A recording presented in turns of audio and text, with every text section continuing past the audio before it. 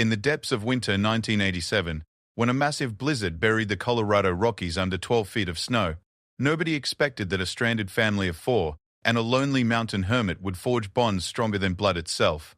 What started as the worst day of their lives became a testament to the extraordinary power of human connection when survival hangs by a thread. This is the true story of how five strangers discovered that sometimes getting lost is the only way to find what you've been searching for all along. Sarah Martinez gripped the steering wheel tighter as the first snowflakes began dancing across her windshield.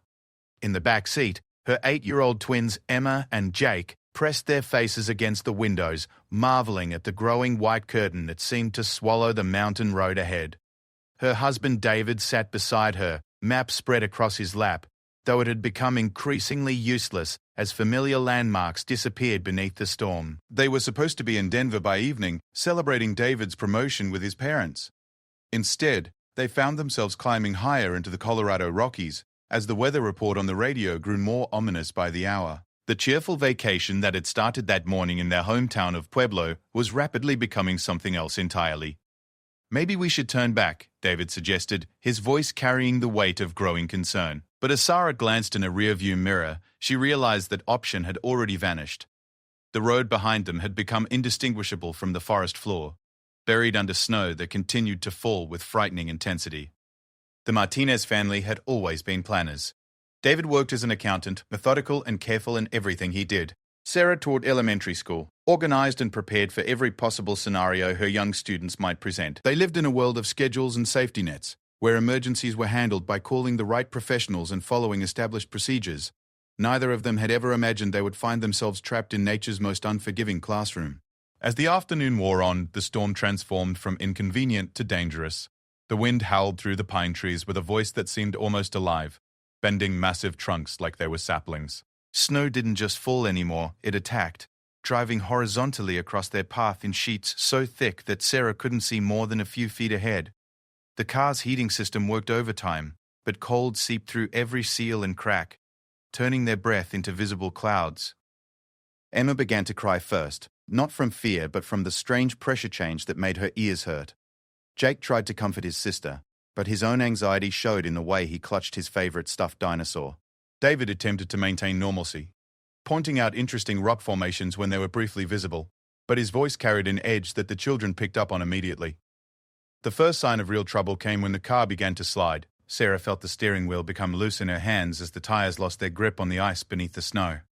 For a terrifying moment, they drifted sideways toward what appeared to be a steep drop-off, saved only when the vehicle came to rest against a massive boulder that had probably been waiting centuries for this exact purpose. They sat in stunned silence for several minutes, listening to the wind and the settling creaks of the car. When David tried to restart the engine, it turned over weakly twice before dying completely.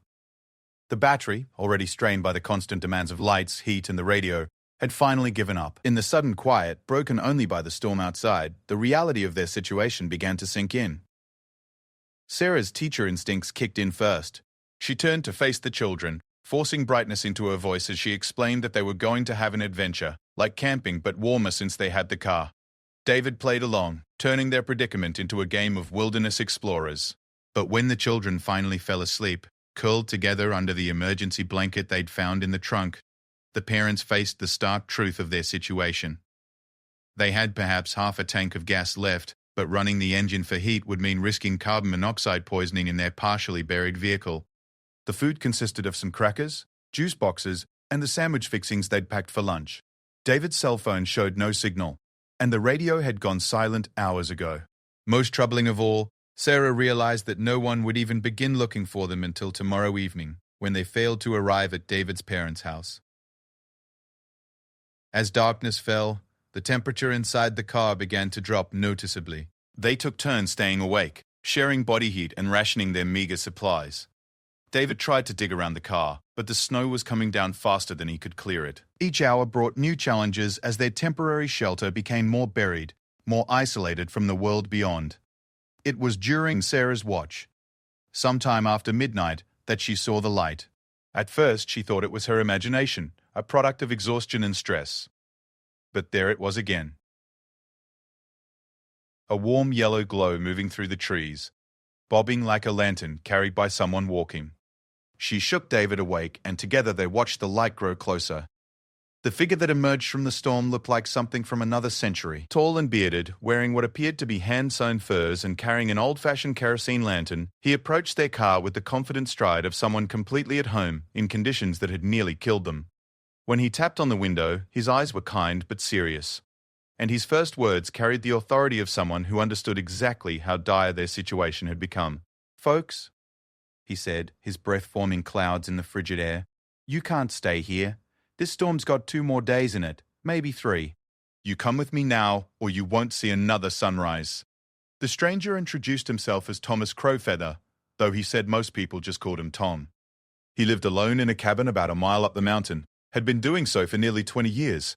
He'd seen their headlights hours ago, before the worst of the storm hit, and had been working his way down to them ever since. The Martinez family had a choice to make, and they had to make it quickly. Looking at her sleeping children, then at her husband's frost-covered beard, Sarah realized they really had no choice at all. They were going to have to trust this mountain hermit with their lives, following him into a blizzard toward a destination they couldn't see, carrying their children through snow that was already over their heads. It was either that or slowly freeze to death in a car that was rapidly becoming their tomb. David gathered what supplies they had while Sarah woke the twins. Tom waited patiently, occasionally checking the sky and shaking his head at what he saw there. When they were ready, he handed David a rope, keeping one end tied around his own waist. "Whatever happens," he said, "don't let go of this line. The snow will try to separate us, and if it does, you'll never find your way back." The journey that followed would be seared into their memories forever. Tom led them through a white wilderness that seemed designed to kill anyone foolish enough to enter it. The snow was so deep that he had to break trail for them, and so thick in the air that they could barely see him even with the rope connecting them. Emma rode on David's back while Sarah carried Jake, and still they struggled to keep up with Tom's steady pace. Several times, Sarah was sure they were going to die. The cold was beyond anything she had ever experienced, turning their extremities numb and making each breath feel like swallowing razors. The wind tried to knock them down, and the snow seemed to have a malicious intelligence, finding every gap in their clothing and every moment of weakness. But Tom never hesitated, never showed doubt, leading them through the storm with the certainty of someone reading a familiar map. When they finally saw the warm glow of windows ahead, Sarah almost cried with relief. Tom's cabin materialized out of the storm like a mirage, but this one was real, solid, and most importantly, warm. As they stumbled through the door, leaving the howling wilderness behind, Sarah realized that their ordeal was far from over. They were alive, but they were also completely dependent on a man they knew nothing about, trapped in an isolated cabin while one of the worst storms in Colorado history raged outside. Tom's cabin defied every expectation the Martinez family had formed during their desperate trek through the blizzard. Where they had imagined a primitive shelter barely suitable for survival, they found a carefully crafted home that spoke of decades of thoughtful preparation and genuine craftsmanship. Hand-hewn logs fitted together with precision, a massive stone fireplace that radiated warmth throughout the single large room, and shelves lined with books, tools, and supplies that suggested someone who had chosen this isolation deliberately rather than stumbled into it. The first priority was getting everyone warm and dry.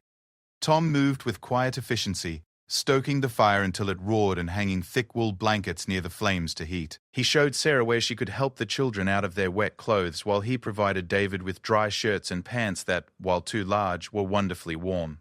The twins huddled together on a thick fur rug near the fire, their eyes wide as they took in their surroundings.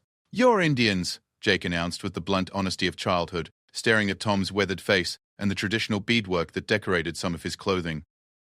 "Lakota," Tom corrected gently, settling cross-legged on the floor beside them. "Though most folks these days say Native American, and you're survivors, which makes us even." Emma giggled at this, and some of the tension that had gripped the family began to ease. Tom had a way with children that surprised Sarah, speaking to them directly and honestly without talking down to them. When Jake asked if they were going to die in the storm, Tom considered the question seriously before answering. "Not if we're smart about it," he said. "This cabin has weathered storms like this before, and worse ones too. Your job is to stay warm and help your parents. My job is to keep us all safe until the weather clears. Deal?" The children nodded solemnly, and Sarah felt herself beginning to trust this strange mountain man who had literally saved their lives. But as the evening progressed and they shared a simple but warming meal of venison stew and fresh bread, She began to wonder about Tom's story. How had he ended up living alone on this mountain? What had driven him to choose isolation over the company of others? The answer came gradually, shared in pieces over the long evening as the storm continued to rage outside. Tom had been born on the Pine Ridge Reservation in South Dakota, raised by his grandmother after his parents died in a car accident when he was 10.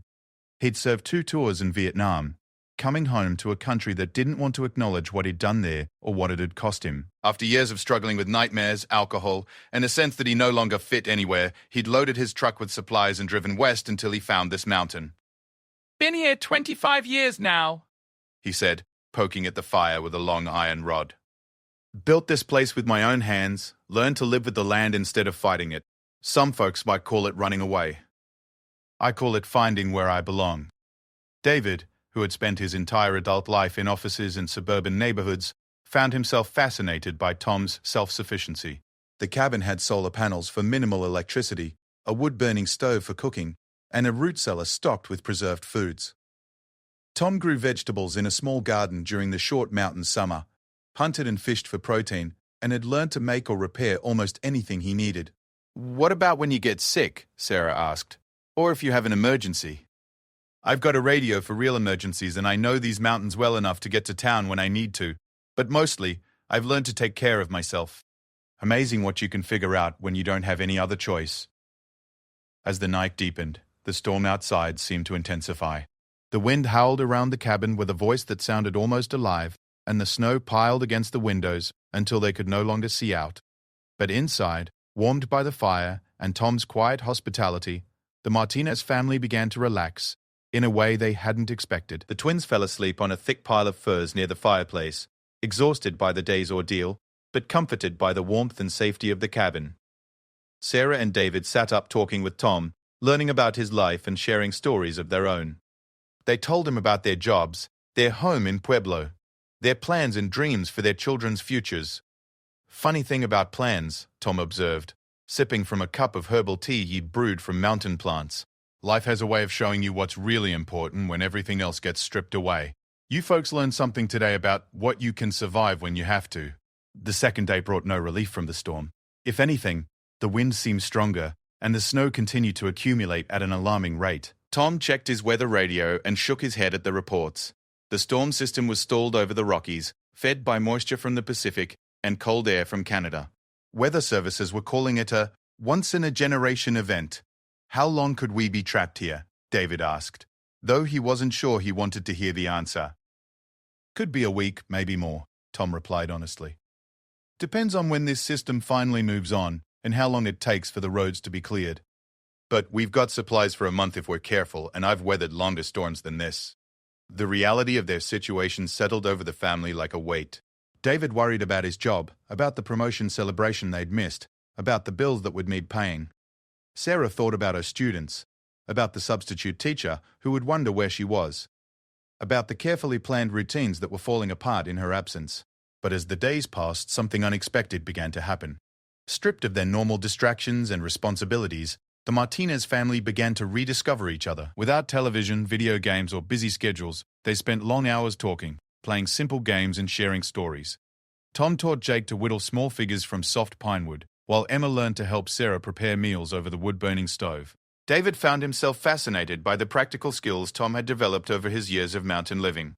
He learned to split firewood properly, to bank coals in the stove for overnight heat, and to read the subtle signs that indicated when the weather might be changing. For someone who had spent his career manipulating numbers on computer screens, working with his hands in such direct, practical ways was both challenging and surprisingly satisfying. Sarah discovered talent she didn't know she possessed. Without access to modern conveniences, she learned to adapt recipes to what was available, to mend torn clothing with needle and thread, and to find entertainment in simple conversations and shared activities. The teacher in her appreciated Tom's patient way of explaining things, his willingness to share knowledge without making others feel ignorant. The twins adapted with the resilience of childhood, turning their temporary captivity into an adventure. They explored every corner of the cabin, created elaborate games with simple materials, and peppered Tom with endless questions about his life in the mountains. He answered them all with patience and honesty, treating them as serious conversational partners rather than children to be placated. On the fourth day, the storm finally began to weaken. The wind died down from a howl to a whisper, and while snow continued to fall, it came down gently rather than in the driving sheets that had characterized the previous days. Tom ventured outside for the first time since their arrival, returning with news that was both good and bad. "Storm's breaking up," he announced, shaking snow from his heavy coat. "But we're looking at maybe 6 feet of new snow, and it's drifted much deeper in places. Going to be a while before any vehicles can make it up that road." That evening, as they gathered around the fire for what they all sensed might be one of their last nights together, the conversation turned to what they would do when they finally made it back to civilization. The children talked about the stories they would tell their friends, the adventures they'd had in the mountains. But Sarah noticed that both she and David seemed less eager to return to their old lives than they might have expected. "You know," David said thoughtfully, staring into the flames, "I can't remember the last time we spent this much time together as a family. Really together, I mean, without distractions." Sarah nodded, understanding exactly what he meant. Despite the danger and uncertainty of their situation, there had been something precious about these days in the cabin, something they'd been missing in their busy, scheduled lives back home. Tom listened to their reflections with a knowing smile. "Mountains have a way of teaching folks what they really need," he said. "Sometimes it takes getting lost to figure out where you actually want to be." The rescue came on the 7th day, announced by the distant rumble of snowmobile engines fighting their way up the mountain. Tom had been monitoring his emergency radio, coordinating with the search teams that had been looking for the Martinez family since they'd failed to arrive in Denver. The sound of approaching help should have filled everyone with joy, but instead, Sarah noticed a strange melancholy settling over their small group. The twins ran to the windows, wiping away condensation, to peer out at the search team approaching through the pristine snow. 3 snowmobiles carrying county rescue personnel emerged from the tree line, their bright orange safety gear a stark contrast to the white wilderness surrounding Tom's cabin. Behind them came the larger, louder rumble of a snowcat, specially equipped for mountain rescues in extreme conditions. "Mama, do we have to leave?"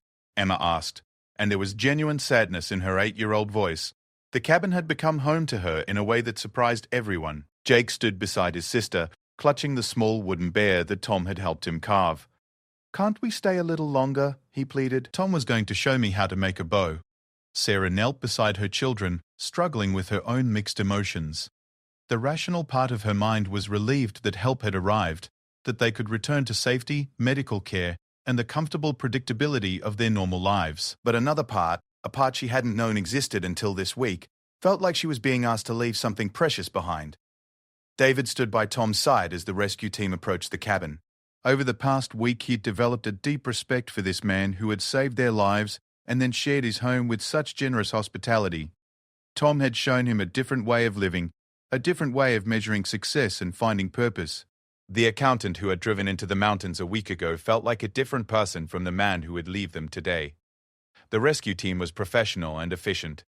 They checked everyone's health, provided additional warm clothing, and explained the evacuation process. The Martinez family would ride in the heated compartment of the snowcat while their rescuers followed on snowmobiles. The journey down to where they could meet an ambulance would take several hours given the condition of the roads and the amount of snow that still needed to be cleared. As they prepared to leave, Tom quietly packed a small bag with some of their shared belongings, items that had taken on special significance during their stay.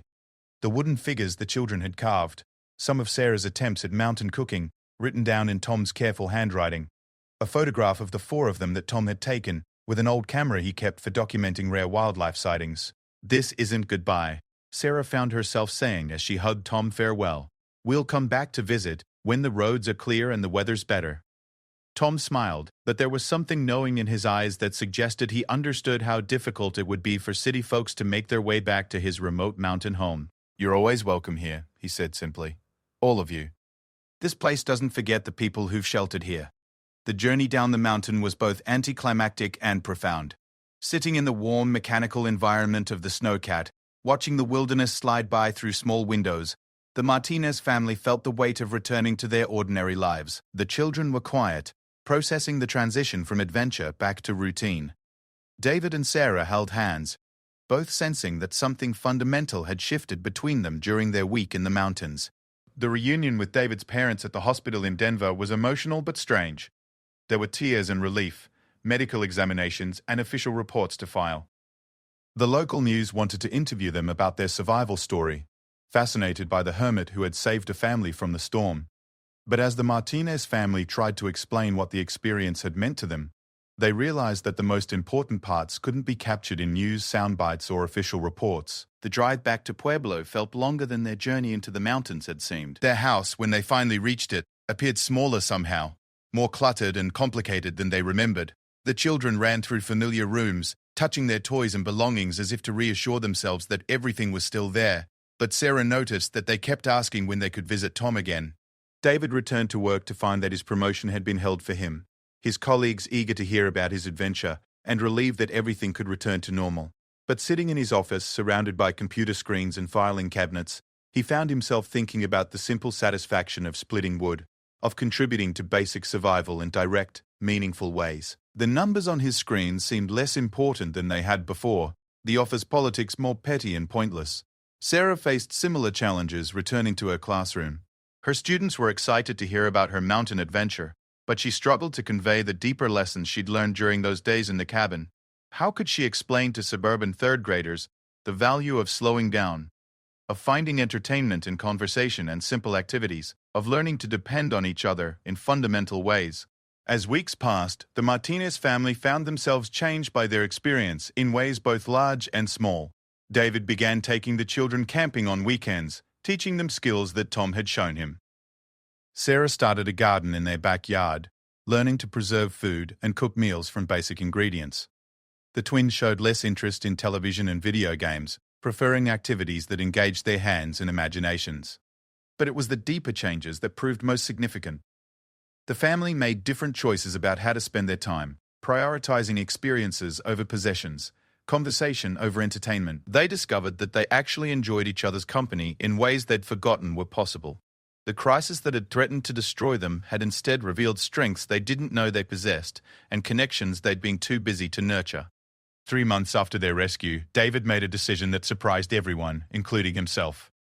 He took a leave of absence from his job and loaded his family into their car for a return trip to Tom's Mountain. This time they came prepared, with proper equipment and supplies, and most importantly, with permission from their hermit friend who had been delighted to hear from them.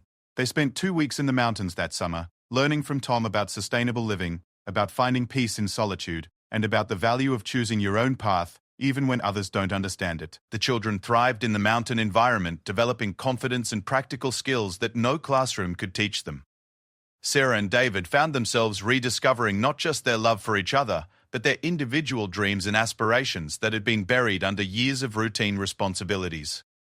When they returned home this time, they came with a plan. David would transition to part-time consulting work, giving their family more flexibility and time together. Sarah would take a position at an outdoor education center, combining her teaching skills with the appreciation for nature she'd developed during their mountain experiences. They would spend summers in a small cabin they planned to build on land near Tom's home, creating a bridge between their city life and the wilderness that had taught them so much about themselves. The transformation wasn't always easy. There were financial challenges, social pressures, and moments of doubt about the choices they were making. Friends and family didn't always understand why they would give up financial security for what seemed like a more uncertain path. But the Martinez family had learned something during those desperate days in the blizzard and the peaceful days that followed in Tom's cabin.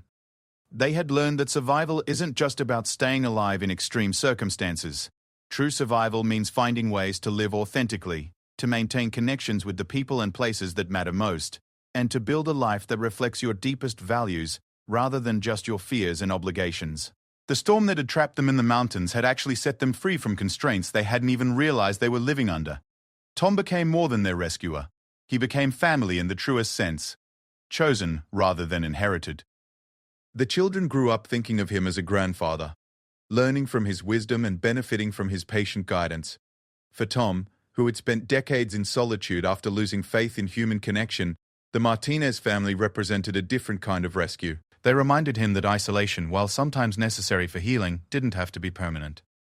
Years later, when Emma and Jake were teenagers and the family's summer cabin had become a gathering place for friends and extended family, Sarah would often think about that terrifying night when they'd first seen Tom's lantern through the blizzard. She'd realized that sometimes the most important journeys begin when you think you're completely lost, and that the people who save your life are often the ones who help you discover what life is actually worth living for. The mountains had taught them that human connection isn't just about survival in crisis, but about finding the courage to build the life you actually want, rather than just accepting the one that circumstances seem to offer. In saving the Martinez family from the storm, Tom had also saved them from lives of quiet desperation they didn't even know they were living. And in opening their hearts to his wisdom and friendship, they had given him the greatest gift of all: the knowledge that his solitary years in the mountains had prepared him not just to survive alone, but to help others discover their own paths to authentic living. The story that began with a family trapped by nature's fury had become something much larger, a testament to the transformative power of human connection, the wisdom that can emerge from crisis, and the courage required to build a life that honors both individual authenticity and the irreplaceable bonds that make survival not just possible, but meaningful. "Help, I'm on fire." She ripped off her clothes. A Comanche rescued her and froze at the sight of her body.